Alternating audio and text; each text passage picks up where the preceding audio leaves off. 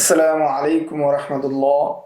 আলহামদুলিল্লাহি রাব্বিল আলামিন ওয়াসসালাতু ওয়াসসালামু আলা সাইয়্যিদিনা খাতামিন নাবিয়্যিন ওয়া আলা আলিহি ওয়া সাহবিহি আজমাইন ওয়া আলা কুল্লি মান তাবিআহুম বিইহসানিন ইলা ইয়াউমিদ্দিন। সম্মানিত প্রিয় তালিবুল ইলম ভাইয়েরা, আজ থেকে ধারাবাহিক দর্সের মাধ্যমে আমরা নতুন একটি কিতাব উসুলুল ইফতা ওয়া আদাবুহু এই কিতাবকে নিয়ে আমরা ধারাবাহিক দর্স করব বা ধারাবাহিক দর্শে আলোচনা করব ইনশাআল্লাহ। তো প্রথমে আমরা এই কিতাবের সম্পর্কে বা এই কিতাবের পরিচয় সম্পর্কে জেনে নিব।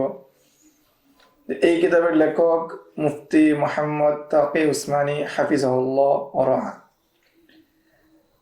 তিনি নিজেই বলেছেন তার কিতাবের মুকদ্দমার মধ্যে, আরবিতে সে মুকদ্দমাটা দেওয়া আছে, আপনারা চাইলে নিজেরাও দেখে নিতে পারেন, যে এই কিতাবের পরিচয় বা এই কিতাব তিনি কোন প্রেক্ষাপটে লিখেছেন এবং এই কিতাব সম্পর্কে তার প্রাথমিক যে মৌলিক আলোচনা সেটা তিনি মুকদ্দমায় রেখেছেন।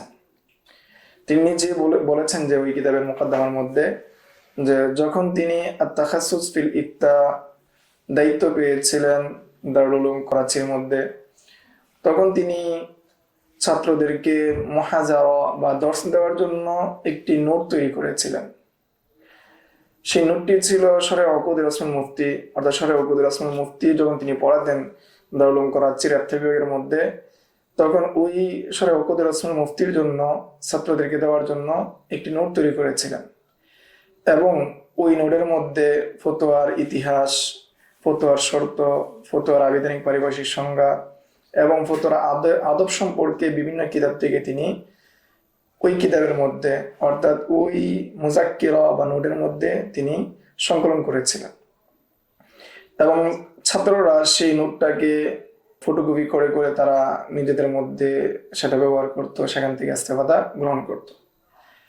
এক পর্যায়ে ছাত্ররা আবদার করেছিলেন যাতে করে ওই কিতাবটাকে মুদ্রিত করা হয়, ছাপানো হয়, কম্পিউটার নুসখা আকারে সামনে নিয়ে আসা হয়, কিন্তু তাকি উসমানী হাফিজাহুল্লাহ তার বিভিন্ন ব্যস্ততার কারণে তিনি সেটাকে মুদ্রিত আকারে নিয়ে আসতে পারেন নাই।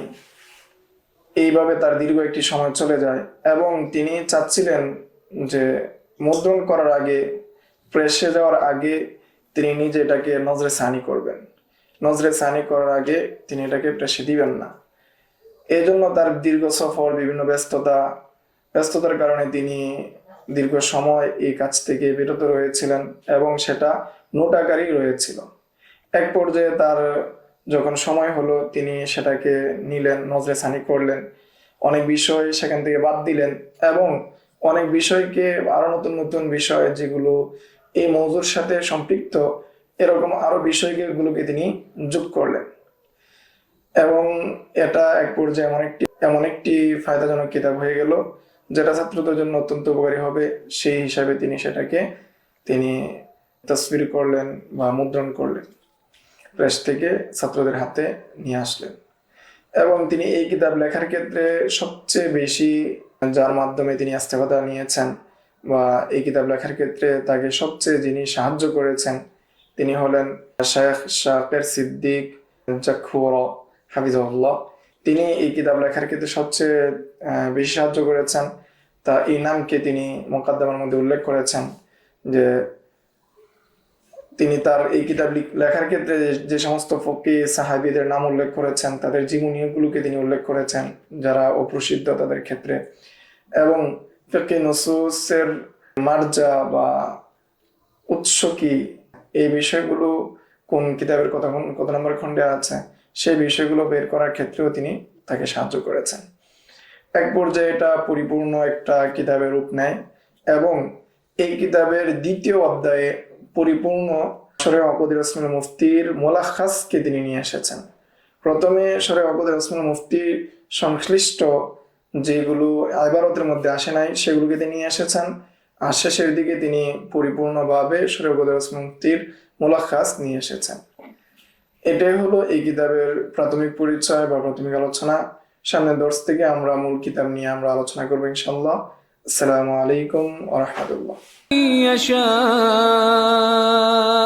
ومن يؤت الحكمة فقد أوتي خيرا كثيرا وما يذكر إلا أولو الألباب